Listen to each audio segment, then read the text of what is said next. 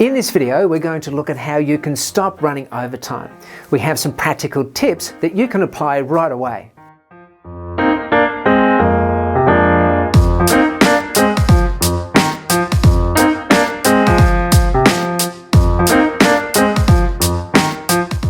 Hi, it's Justin O'Brien here from Presentation Skills HQ, where we give you the know-how to present like a pro, overcome public speaking anxiety, and impact your audience. If you see value in this video, make sure you give it a thumbs up. It makes a huge difference, and any links referred to in the video you'll find in the description box below. Okay, let's get into it, and make sure you let us know in the comments below anything that works for you. Nothing is more annoying than a presenter who goes over time. It's often perceived as rude or inconsiderate. There are those special times, however, that the audience finds your presentation so enlightening that the decision makers in your audience just keep asking for more. If that's the case, then go for it. Okay, so here's 5 things you can do to stay on track. Rehearse and time yourself. It's important to rehearse out loud because what goes on in your head isn't necessarily what comes out your mouth. Rehearsing lets you refine your words, so you don't end up using words which have different meanings in different languages, for example, Barbie, servo, thong. And make sure you don't use uncommon acronyms or industry-specific jargon that your audience won't understand. Know what the right amount of words sounds like, so you don't use 15 words when 5 will do.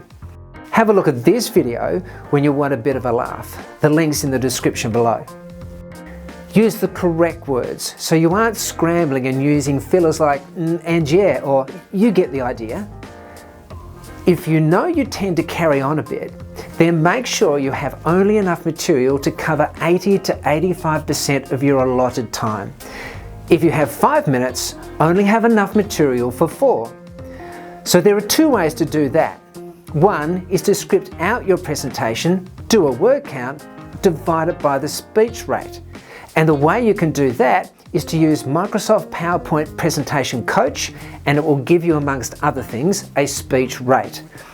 The other way is to use a speech-to-text app, count up the words and divide it by your speech rate, such as Dictate in Microsoft Word and voice typing in Google Docs. If you run over because the audience distracts you, then be laser focused on your agenda. And if the questions relate to the topic, then answer the question. If not, ask if you can go back to them after the presentation or answer it in question time.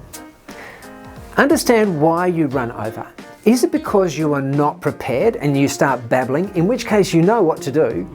Or is it because you're overwhelmed, in which case we have some ways to help you to get back in the zone in this video. Keep an eye on the clock. It doesn't make the presentation very conversational, but if you're a chronic overrunner, then get out your phone, put it where people can't see it, and start the stopwatch. If it's a long presentation, put time markers on your notes. It's not ideal, but you've got to do what you've got to do. Work out prior to the presentation what you can skip if you find yourself running over time. These are often the nice to know topics that are interesting to you but potentially no one else. If you do have to drop something, then this is a good excuse to follow up after your presentation with an email and an attachment explaining the topic and thanking them for their attendance. Okay, so there's a few ideas for helping you to get on top of running over time. Don't forget to like or subscribe, and we'll see you in the next video. Good luck with your next prezzo.